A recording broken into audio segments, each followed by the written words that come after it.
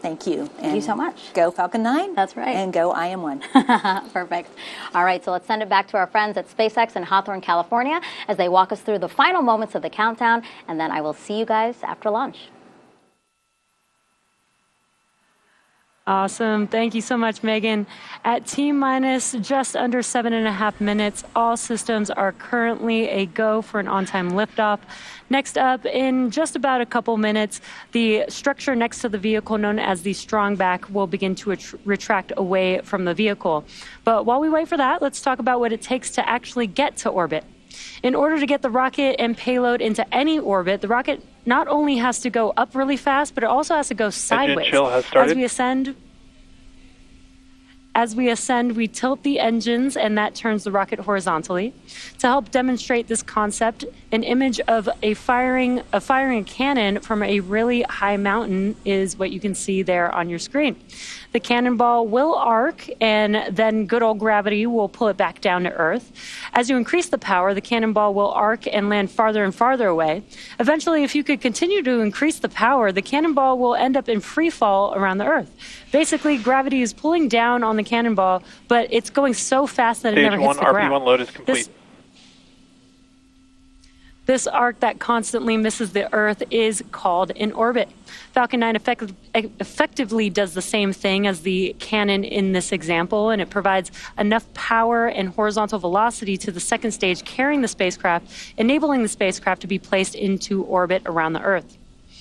Now, you'll be able to see this today by watching the orientation of Falcon 9 after liftoff.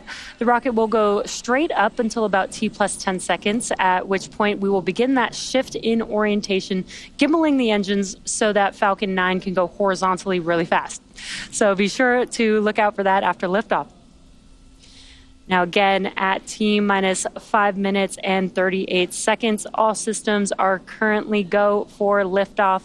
The strong back is going to begin retracting away shortly. In preparation for that retraction, the clamp arms, which are located just around the second stage, just below the fairing, will begin to open.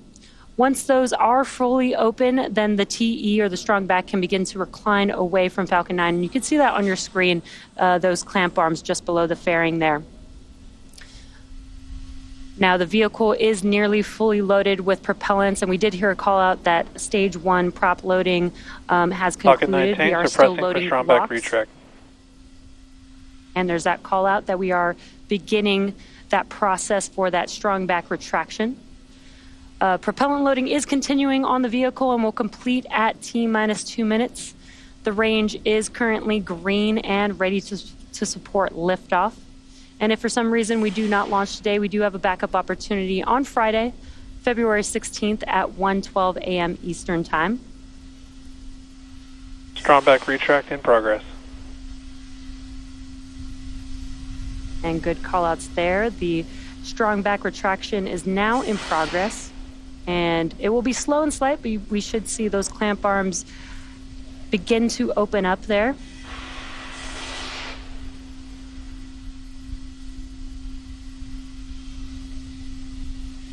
And there you can see it on your screen. Those clamp arms are now opening up. Again, once they are fully open, that will allow the transporter erector, that structure next to the vehicle, to begin to retract away.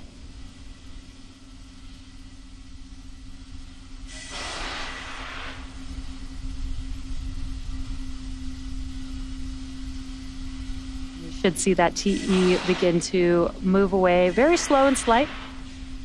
But at this point in the countdown, both the first and second stages are nearly fully loaded with 1 million pounds of kerosene fuel and liquid oxygen. And there you can see on your screen that TE is now moving away from Falcon 9. Falcon 9 uses 2 propellants, a refined form of kerosene called RP1, or rocket propellant 1, as a fuel, and LOX, or liquid oxygen, as an oxidizer. Now, fire generally needs 3 elements to ignite. It's heat, fuel, and an oxidizing agent, which is usually oxygen. This is what's known as the fire triangle. In our case, the liquid oxygen is chilled below its boiling point so that it has a much greater amount of mass per volume, allowing us to load more of it into the vehicle. And in addition to these 2 propellants, We also use the chemical T-tab, or triethyl aluminum and triethyl borane, as an ignition source. The combustion of RP1 and liquid oxygen is what makes the rocket go, but it's the T-tab that sets the match to the propellant mix. And we did hear a call out that stage 1 liquid oxygen loading is complete. Coming up next, in the next couple of minutes at T-minus 60 seconds, Falcon 9 will go into startup.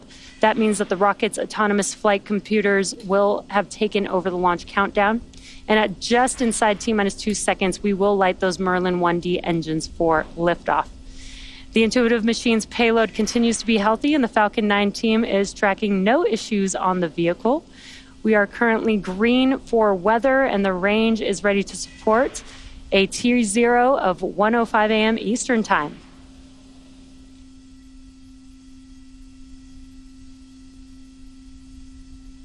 And just waiting for the call out for liquid oxygen. Right on time. Stage 2 liquid oxygen loading is now complete. That concludes propellant loading on the vehicle.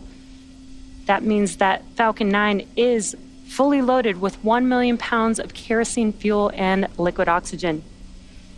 Weather is 90% chance of ground gas closeout. Good weather for T0. And we are just about 30 seconds away from Falcon 9 going into startup. Now that propellant loading is complete, we are beginning to vent out the lines, the propellant lines on that transporter erector there, so you can see more of those white clouds around the vehicle.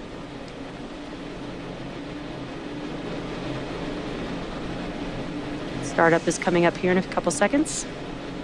Falcon 9 is in startup. Great call out. That means that the internal flight computers have now taken over the launch countdown.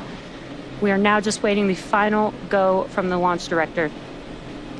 LD, go for launch. An excellent call.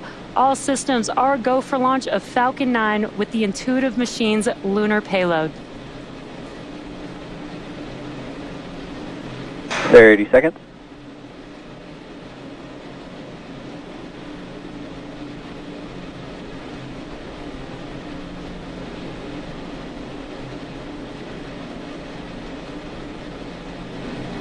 Seconds.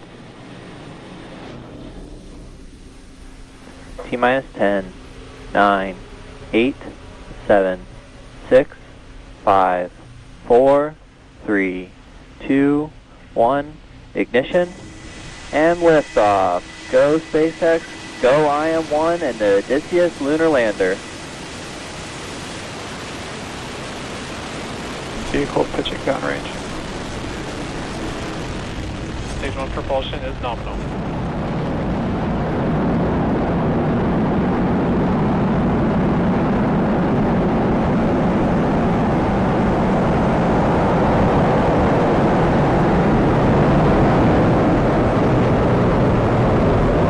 Falcon 9 has successfully lifted off from Pad 39A at Kennedy Space Center, carrying the IM-1 payload.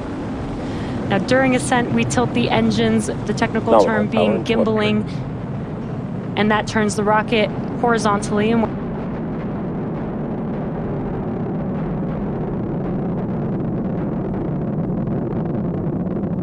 Mach 1.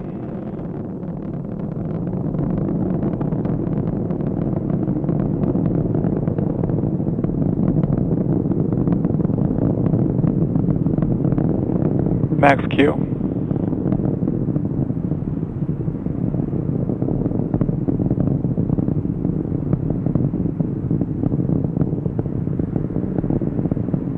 Back shell has started. Yep. We have a few events coming up in quick succession here. That will be MECO, stage separation, SES-1, and then the boost back burn startup on the first stage vehicle. MECO, or main engine cutoff, is where we shut down all 9 of those M1D engines on the first stage vehicle. That helps slow the vehicle down in preparation for stage separation, which is where the first and second stage will separate. And the first stage booster will begin its trip back to Earth. And the second stage vehicle will ignite that MVAC engine with SES-1, or second stage engine startup 1. And then the boost back burn will begin on the first stage vehicle, which is one of 3 burns that's required for the vehicle to make its way back to today's landing zone. And this burn assists with the vehicle to reorient itself back towards land. Stage separation confirmed.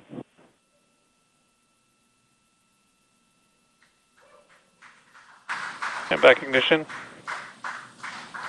Stage 1, boost back startup.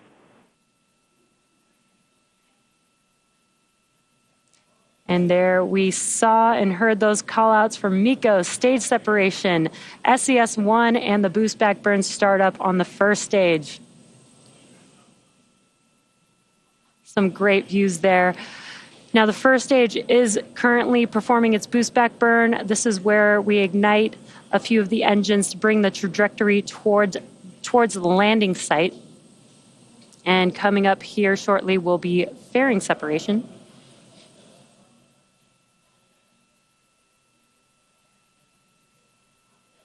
Fairing separation confirmed.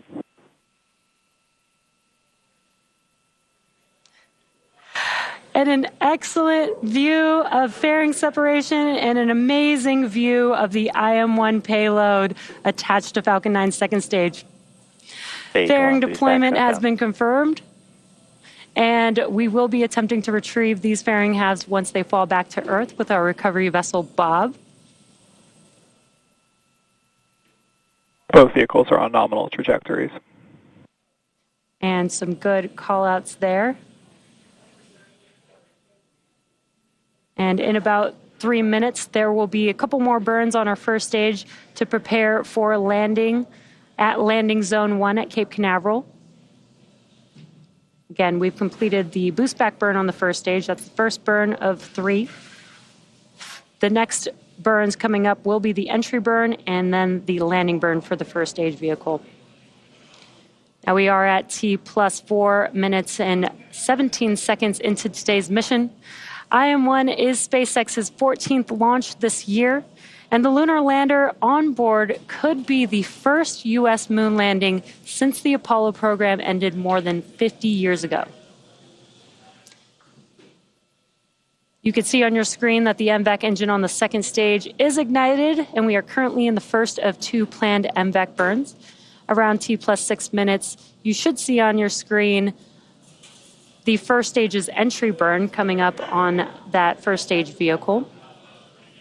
Again, that is the second of 3 burns. For the entry burn, we will relight 3 of those M1D engines, starting with the center E9 engine, followed shortly afterwards with the E1 and E5 engines. This helps slow the vehicle down as it enters back into the Earth's atmosphere. Now we need to slow down the vehicle to reduce re-entry forces, and that helps us to recover and reuse the first stage.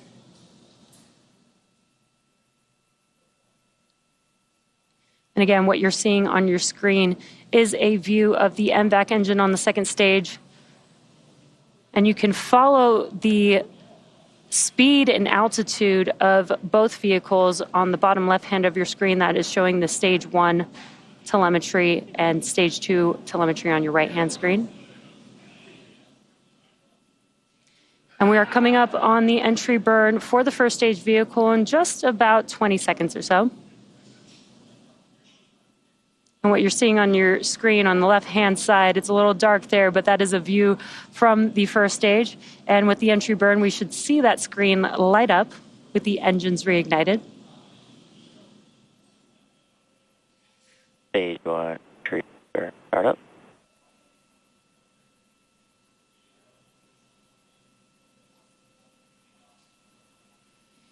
And there you can see that the entry burn has begun with those engines relit.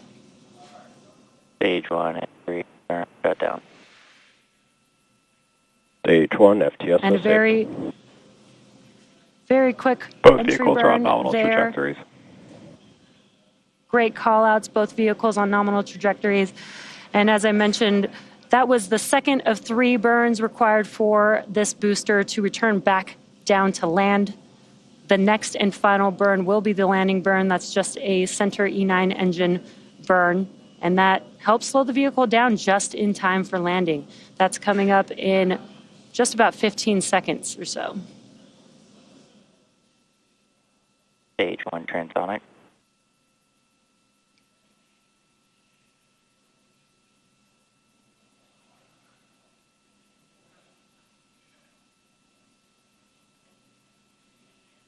Stage 1 landing burn.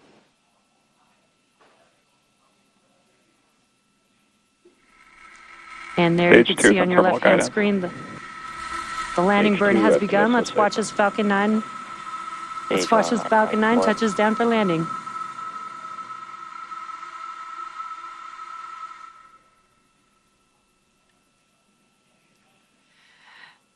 And a Stage 1 great landing burn. view there. That is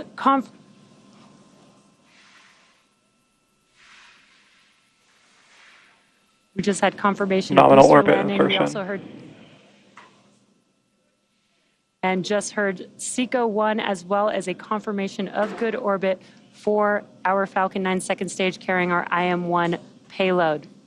Now with that landing, that marks SpaceX's 273rd recovery of an orbital class rocket, including first stage landings for Falcon 9 and Falcon Heavy.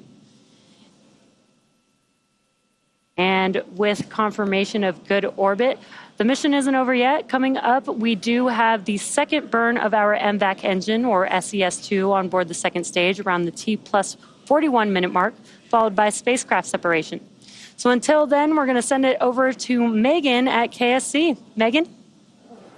Thank you, Jesse. And if you're just joining us, welcome to the Space Coast of Florida, where we just witnessed live the liftoff of the moon-bound spacecraft and Nova Sea lander called Odysseus. And, you know, we see a lot of launches here from Kennedy Space Center, but it really, truly never gets old. So Odysseus launched on top of a SpaceX Falcon 9 rocket from Launch Pad 39A here at Kennedy Space Center. Intuitive Machines, an American company based in Houston, Texas, developed and built the lunar lander that is carrying, among other things, 6 NASA payloads. And if everything goes as planned, in 8 days, that Nova Sea lander is expected to land on the shadowy south side of the moon. Make sure you stay with us. Our broadcast here on NASA TV will continue through Odysseus's acquisition of signal, which is expected to happen around 1:55 a.m. Eastern Time. Now, before launch, we highlighted 3 of 6 NASA payloads on board the Nova Sea lander. The 4th is the SCALPS payload, which stands for Stereo Cameras for Lunar Plume-Surface Studies. It includes 4 cameras at the base of the lunar lander. The images it captures will help scientists understand how landings impact the lunar surface for this mission and future ones. SCALPS is an array of small cameras that will be placed around the base of a lunar lander and collect imagery during the descent and landing of the vehicle. Using a technique called stereophotogrammetry, we can use those images to reconstruct a 3D shape of the ground. As the lander comes down, its hot engine plumes will interact with the surface. Our cameras will begin acquiring images from before this interaction begins until after the vehicle has landed on the surface. The SCALPS cameras will specifically be looking at the overall crater formation and erosion of the ground due to the rocket plumes. The final stereo images, which will be stored on a small onboard data storage unit, will be transferred to the lander and then downlinked to Earth, where we can use them to reconstruct the overall erosion volume and shape of the ground. With the Artemis program, we plan to establish a sustained lunar exploration and try to land multiple payloads in close proximity to one another. SCALPS data will be a critical part of understanding these phenomena and improving our computational models to inform these future landings. Let's head back now to Houston, where Josh Marshall is standing by live at Intuitive Machines headquarters with an update, and I'm sure very excited as well, Josh. Thanks, Megan. With each passing minute, we are closer to receiving the lander's data in NOVA control. Right now, flight controllers are standing by for launch vehicle separation, followed by acquisition of signal. That's when the lander makes first communications contact, sending critical health and flight data into NOVA control. And we want to bring you closer to our Mission Operations Center to experience a few types of information that flight controllers are looking at during the mission. This particular screen is called the Deorbit Descent and Landing, or DDL screen. This screen is primarily used by the mission director and landing system experts. It's used primarily while Nova Sea orbits the moon and through landing. The top right images of the moon are called the lunar tactical view. When the dots turn red, the lander is on the far side of the moon, and green is on the near side. The line is the tail where Nova Sea is, with each dot representing 10 minutes of elapsed time. The acceleration sensed portion of the screen shows raw acceleration values from Nova-C's inertial measurement unit. This is used a lot during burn maneuvers and is a more robust way of measuring acceleration over time with the ability to look back at what has happened. For some reason, flight controllers have lost data. Finally, the column on the right is a received, accepted, edited, and failed pre-checked, or RAFE chart for short. When each of these lines are on top of each other, that's a good indication that Nova-C's navigation system is in good health. That's because every measurement Nova-C makes must be received, accepted, edited, or failed pre-check. The failure is a possible outlier of data that the lander's computer automatically knows is bad information. Collectively, the DDL screen is one of many data displays that flight controllers are monitoring to successfully navigate Nova-C to the lunar surface. It's no small feat, and the tireless effort of our entire Intuitive Machines team has brought us to this moment, standing by for launch vehicle separation and acquisition of signal in approximately 40 minutes. Until then, we'll toss back to Megan with more on the challenges that lie ahead of the IM-1 mission. Yeah, we've been honest about it. You know how difficult it is to get to the moon. We haven't done it in more than 50 years, but the CLIPS initiative is going to change that. NASA and American companies who have teamed up to explore the moon know a lot of research needs to happen before astronauts head back to the lunar surface. In the end, the rewards outweigh the risks. Landing on the moon is hard. We're going back. Under this Artemis program, we're going to be sending humans to the moon for the first time since Apollo. So ahead of humans, we want to get up as much science exploration and technology experiments as possible. So CLIPS starts facilitating a lot of the early science, the things we want to learn before we even send humans. CLIPS stands for Commercial Lunar Payload Services, CLPS. The services part is the key element. Ordinarily, when NASA delivers a payload to the surface of the moon, they do it with a commercial partner, but NASA controls the building of the vehicle.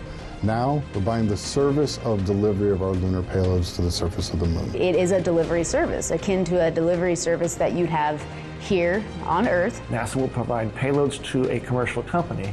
They decide how to get it to the moon. They have to develop their own lander, but they also have to manage the entire end-to-end mission. It's meant to provide affordable, rapid, frequent access to the lunar surface through American companies. We're funding different companies. We have commercial companies that are competing to win task orders to deliver our payloads to the surface of the moon. One of the goals when we started CLIPS was to help establish a lunar economy. Somebody has to do it first, and then it becomes commercially available.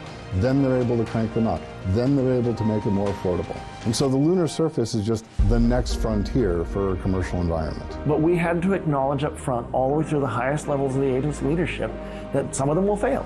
These missions may not be as successful as a traditional NASA mission. We have accepted the risk that going through this innovative approach with these commercial companies, that there could be some failures. Some of them are new companies. None of them have ever successfully landed on the surface of the moon. So they're going to learn lessons. We need to give our vendors the opportunity to learn.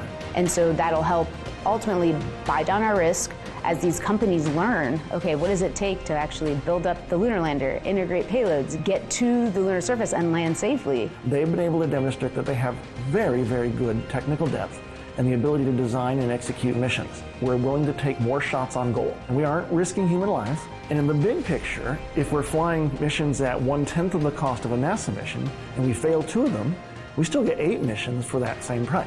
Even with 1 or 2 or 3 failures, this is still a very economical proposition. It's a risk posture which is more risk tolerant than NASA is accustomed to. There's not a single one of these companies that's willing to bet their mission on a coin toss. Every one of them is doing what they can in order to have the most successful mission possible. But the important thing to realize is that risk tolerant does not mean risky. And the rewards are a long-term ability to get payloads to the moon inexpensively, frequently, and rapidly. We want science, so we can then put more of our resources on even more science, exploration, and technology payloads and get more of a return on investment when we get to the moon. CLIPS provides tremendous benefit across the scientific and economic communities. So there's a lot we'd like to learn about the moon to help human habitation and prepare us for missions to Mars and beyond. So the moon is the first step. Flying on commercial missions will mean cost savings for NASA. To talk more about that, we have Joel Kearns here now. He's the Deputy Associate Administrator for Exploration in NASA's Science Mission Directorate. It's a very good morning, Joel. We just saw launch. Oh, beautiful launch. Fantastic. It's great to be back here, Megan. Yeah, perfect. So, how does NASA maintain oversight when it comes to this, the CLPS vendors? Obviously, this is a new initiative for us. Well, remember, what we're doing here is NASA is not doing these missions. We're actually buying passage on commercial companies' missions for our experiments and our cargo. So we have established this group of pre-certified 14 U.S. companies that we can go to and have them bid to do a specific mission for us, to land at a certain place of the moon, and to bring our cargo or our experiments with it. Once we actually select a company to do that, we assign them a NASA engineer who's their liaison. They represent all the NASA cargo and payloads to the company, and they represent the company back to NASA. As part of that, we get a lot of insight into how the company is actually going to do their mission. We try to make sure they really understand what they need to do to make our cargo successful, our data come back from the moon. And then we continuously learn from that, and we feed back and make sure that all 14 of those companies are certified to be able to do this work. So a very collaborative effort. And we're talking a lot about a commercial lunar economy. That's kind of the end goal. So how does that shape up with CLPS? How do we get there? A couple of different aspects. When you hear us talk about wanting to form a lunar or a cislunar economy, in the short term, what that really means is encouraging the companies to get other non-NASA organizations to pay them to bring their experiments or their cargo on the moon. But it's actually a lot broader than that. Just by offering these contracts to industry and having them build their own missions that we can take a part of, the companies are developing their own, you would think of as a parts and high-tech ecosphere on Earth that's part of the lunar economy. Over the years, they've had to figure out ways to build these robotic landers. In some cases, helping other companies do new advanced high-tech components like rocket engines or fuel tanks or sensors, which didn't even exist 5 or 6 years ago. Of course, we can say now we're talking about small payloads going to the moon from commercials or having suppliers on Earth, but what the goal is in the long term is for these CLPS companies to be able to take to the moon work or goods or services of other bigger companies that just want to do work in space. So what would you say is the agency's confidence in CLPS? You laid out a very ambitious vision. Yeah.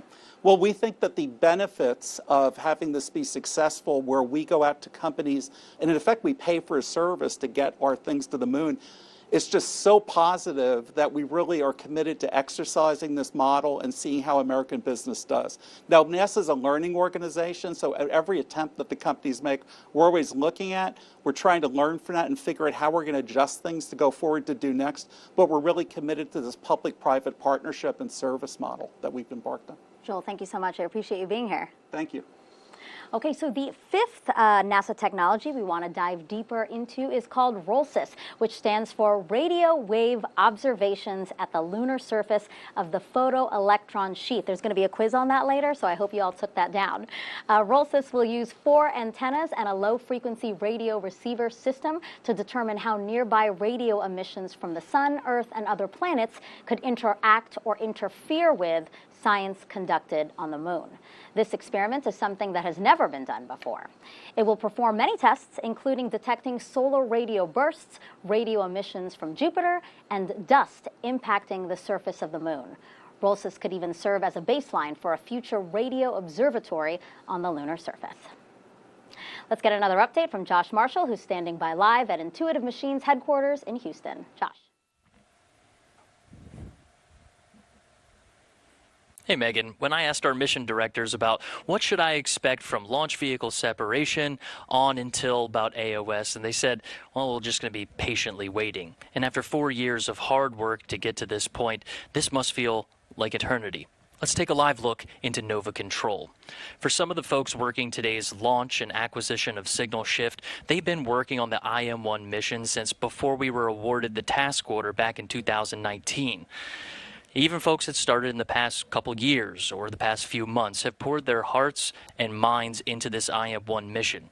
In fact, every Thursday, Intuitive Machines holds a lunch and learn for folks to learn more about the company. And just a few days ago, one of our flight controllers, Brooklyn Herman, was describing today's events and said the opportunity to land on the moon has been a dream for her whole life.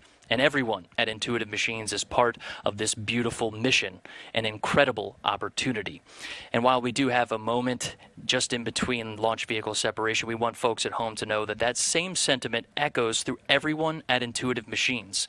We are humbled by the gravity of our mission, yet emboldened by the boundless possibilities that lie ahead, starting with acquisition of signal, which we expect to happen just a few minutes after launch vehicle separation. For now, our team will continue to patiently wait and toss it back to Florida to introduce another IM-1 mission payload. Megan? Well said, Josh. Okay, so the sixth and final payload has 3 telescopes that will help the spacecraft land safely. In the past, astronauts had to use a viewfinder or rely on radar. So the Artemis program has taken NASA back to the moon, and everything that goes there, including the instruments and people, must be flown there safely and landed there precisely. So the landing phase of that task is one of the most critical aspects of it. NDL is a LiDAR instrument that is used to enable that capability. It uses light in the same way that sonar uses sound. For NDL, we have 3 telescopes where light would come out of the telescope, hit the moon's surface, and some of that light will be reflected back. These telescopes are mounted on the outside of a vehicle so you get a clear view of the ground as it's coming in for a landing. In the Apollo era, large radars or astronauts using their eyes looking out of a viewport were used to help land the vehicles. NDL is going to help to take the burden off of the crew with a much smaller, lower power, and more accurate instrument. Throughout the broadcast, we showed you each of the 6 NASA instruments that are bound for the moon. To talk more about those is NASA project scientist Deborah Needham. Good morning to you. Good morning. Beautiful launch. A beautiful launch. So exciting. So now we have 6 payloads bound for the moon. Is there a common theme among them?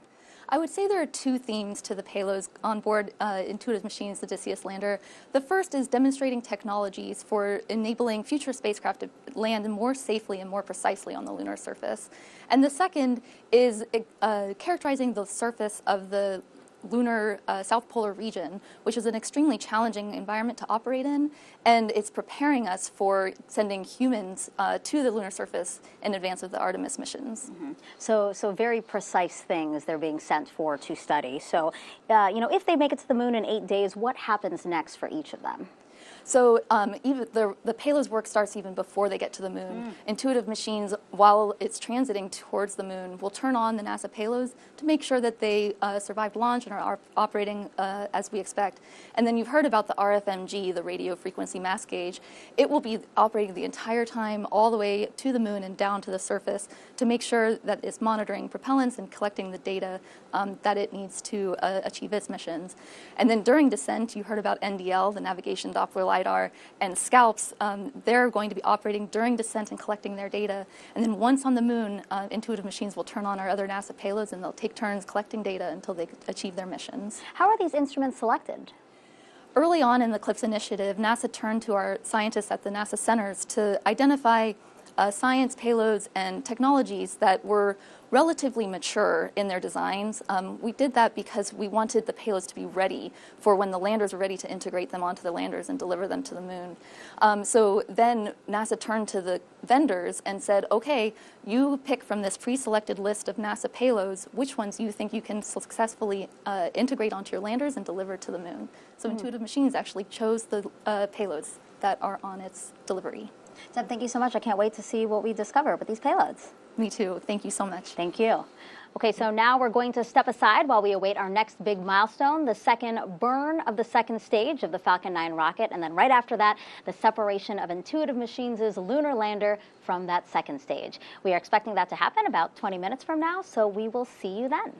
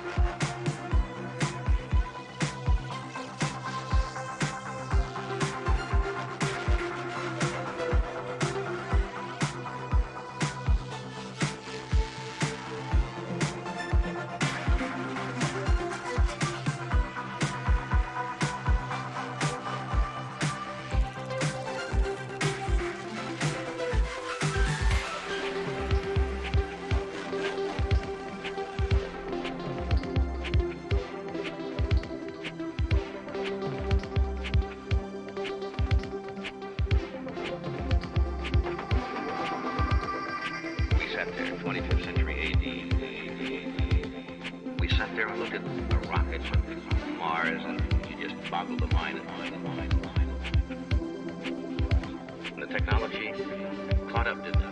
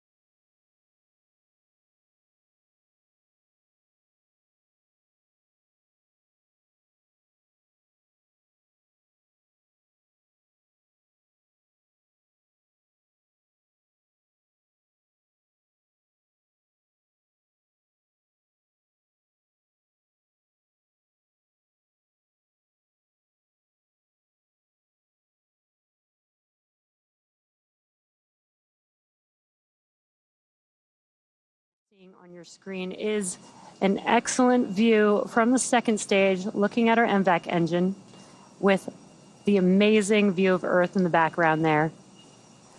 The IM-1 lunar lander is still currently attached to Falcon 9's second stage at this moment. And again, SES-2 and SECO-2 are coming up here in just about 15 seconds or so. And hoping to be able to continue these live views here so that we can see SES-1 and SECO-2.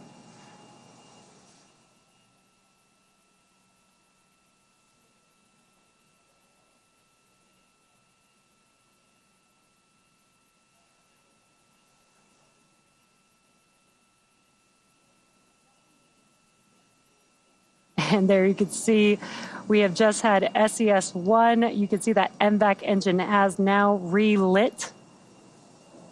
Again, this is just about a 53-second burn, so just under a minute.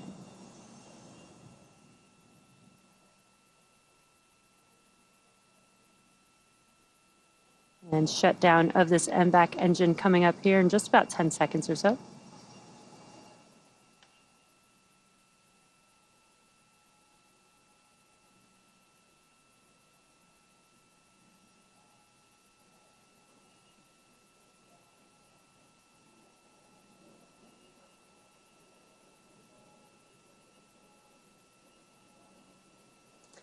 And there you can see nominal orbit insertion. The MVAC engine has shut down, and we did hear that call out for a confirmation of good orbit. So with confirmation of a good orbit, it looks like we are on track for spacecraft separation in just a few minutes from now, just about a little over 5 minutes. Now, it's been a great launch so far. SpaceX did begin fueling of the IM-1 lander on the pad about 2 hours and 20 minutes before liftoff. And we did talk about that a little bit earlier in the webcast. It's a totally new procedure and new hardware for SpaceX that enabled fueling of the IM-1 lander on the pad with cryogenic methane and oxygen.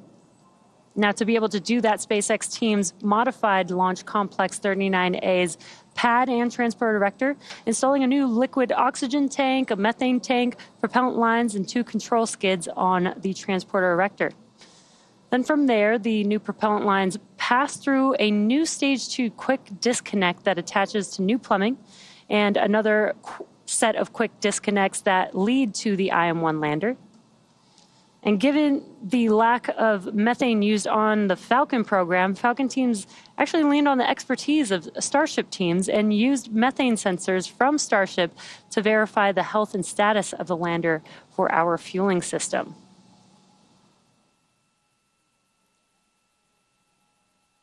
Now, if you're just now joining us, we are just about 4 minutes away. We're awaiting spacecraft separation of the IM-1 lunar lander, which is still currently attached to Falcon 9's second stage.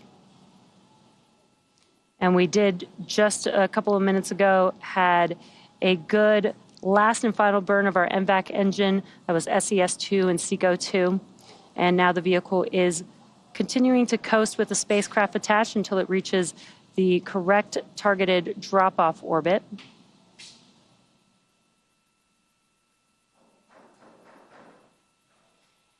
And just to recap, if you're just now joining us, we did have an on-time liftoff at 1:05 a.m. Eastern Time, and everything has been proceeding nominally. Stage separation occurred just about 2.5 minutes into flight, and that was followed by the successful landing of our Falcon 9's first stage back at Landing Zone 1, or LZ1, and that was the 18th landing for this specific booster. Now, for those of you following along, this booster has supported GPS-3, Mission 3, Turksat 5A, Transporter 2, Intelsat G33 and G34, Transporter 6, and 12 Starlink missions. So pretty impressive and veteran booster for today's mission. At about T plus 7 minutes and 46 seconds, we did have a successful second engine cutoff, or SECO-1, That was the first burn of the 2 burns for this mission. That was followed by confirmation of good orbital insertion. The vehicle was then able to coast for a bit there, and then again, just a few minutes ago, we did have the second burn for this MVAC engine. 2 burns required to reach the targeted drop-off orbit for this IM-1 lander. And now the vehicle is coasting with payload attached, and we are just a couple of minutes away from spacecraft separation.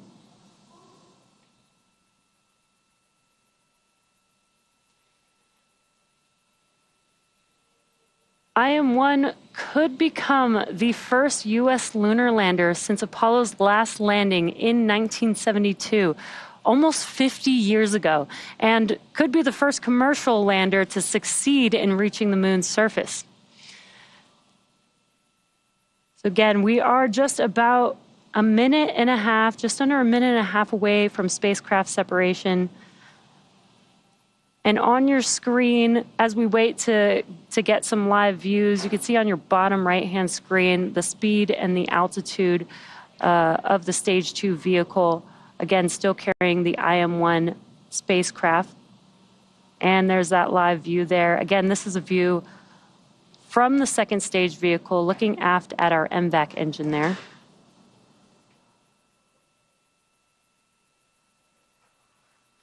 And we are patiently waiting spacecraft separation here, just under a minute from now.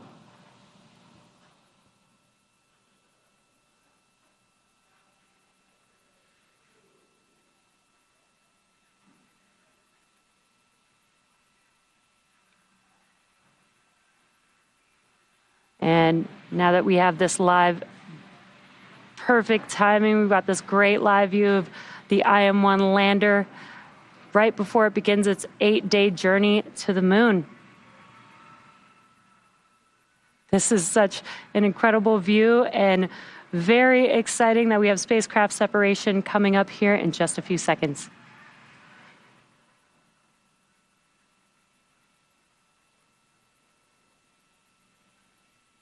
IM-1 Odysseus lunar lander separation confirmed.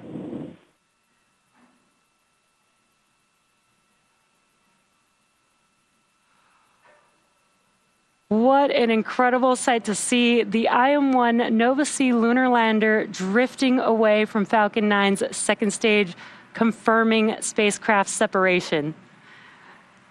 From all of us here at SpaceX, we are wishing the IM-1 lander a great flight and safe travels.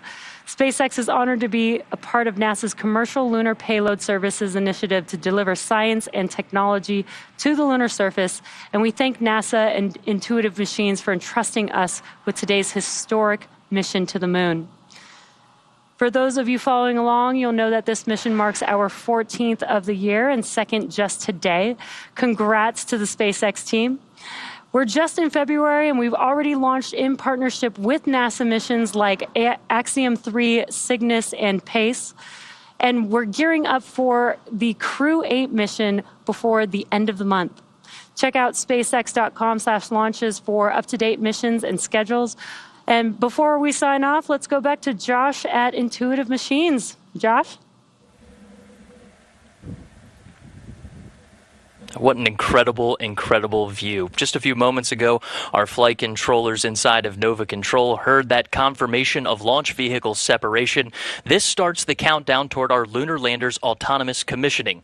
During this milestone, the lander is going through the steps required to power on, determine its position relative to the sun, and make communications contact with flight controllers in Nova Control. It's an autonomous process that takes several minutes. In that time, we'll walk you through what's happening in space approximately 223 kilometers or 139 miles from Earth. At launch vehicle separation, a spring force gently pushes Nova C away from the launch vehicle's second stage. We just saw that, allowing the lander to deploy and drift away toward the moon. Brake wires connected to the launch vehicle let the lander know it has deployed, and Nova C starts an internal timer to count down to when it's safe to turn on. After the timer finishes, Nova C's primary systems are expected to autonomously power on. This includes guidance, navigation, and control, or GNC for short, automated flight management software, radios, sensors, and thermal control.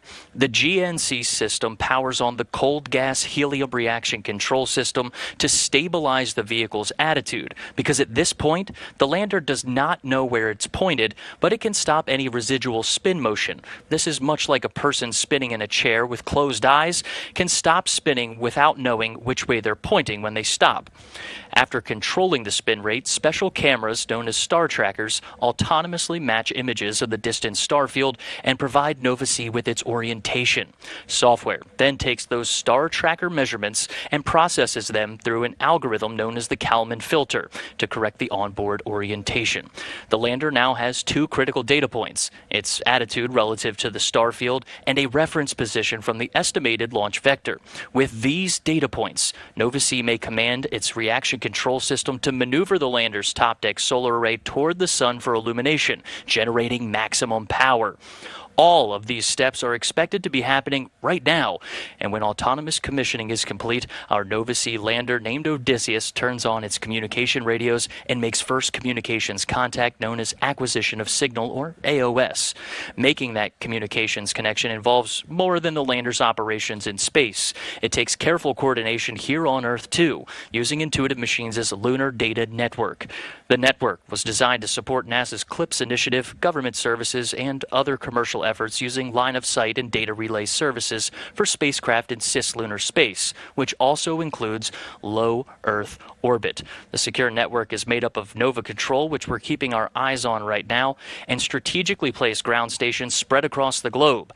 The ground stations are expected to provide near continuous communications with Nova-C during the entire IM-1 mission.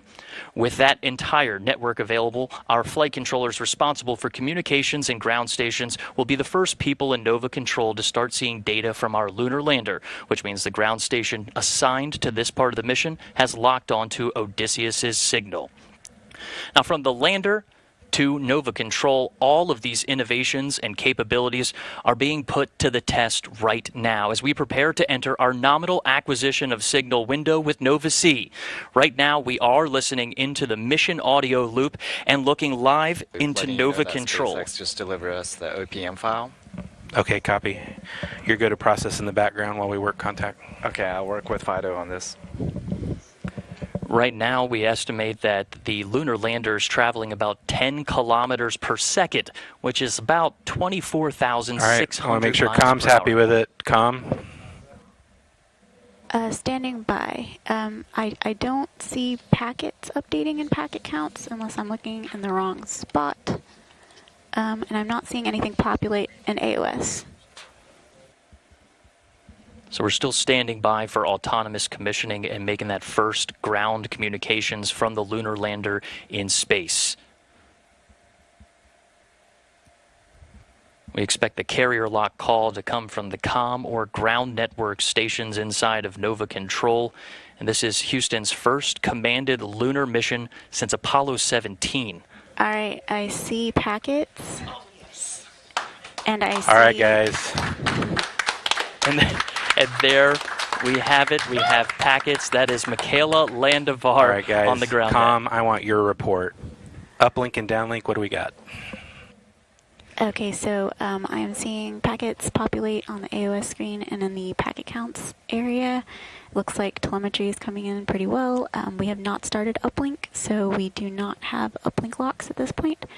But it looks like we are seeing most everything that we would expect as far as that's an excellent call. We have reached a pivotal milestone. We're going to bring it back into the broadcast booth and congratulate the team working inside of Nova Control as our Nova-C lunar lander has successfully separated from the second stage of the launch vehicle, autonomously commissioned, and made first communications contact with Nova Control. What an achievement for the entire Intuitive Machines team.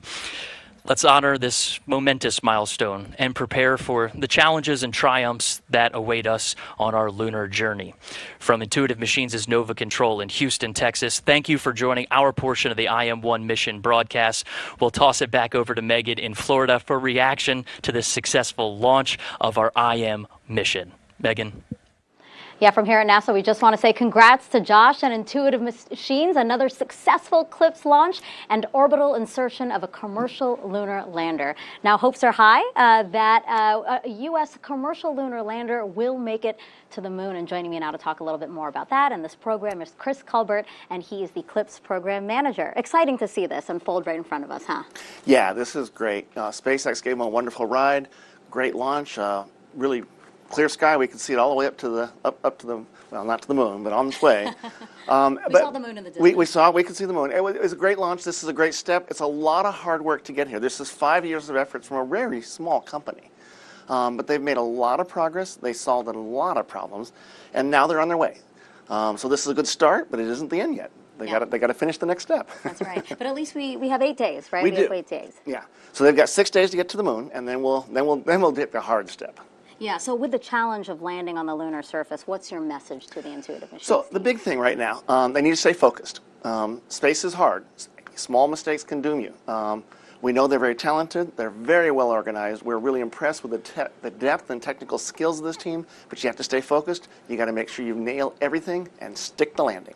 So again, a lot to look forward to, but we're optimistic. Yes, we are. We're looking forward to it. I got a lot of faith in these guys. Great. Chris, thank you so much. Glad to be here with you again for another CLIPS launch. Thank you very much.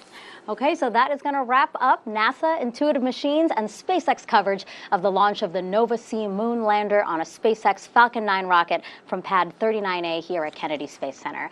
Again, if all goes well, Nova-C is expected to land on the moon 8 days from now, so mark your calendars, on February 22nd. It would be the first U.S. landing on the moon since 1972. We'll, of course, bring you that coverage live right here on NASA TV. And until then, you can find out more about this mission and other NASA CLIPS launches by going to the link we're about to show on the screen here, nasa.gov/CLIPS. We're going to leave you now with a replay of today's launch for everyone here at NASA, Intuitive Machines, and SpaceX. I'm Megan Cruz, and have a great morning. 15 seconds. T-minus 10, 9, 8, 7, 6, 5, 4, 3, 2, 1, ignition, and liftoff. Go SpaceX, go IM-1 and the Odysseus lunar lander. Vehicle pitching downrange. Stage 1 propulsion is nominal.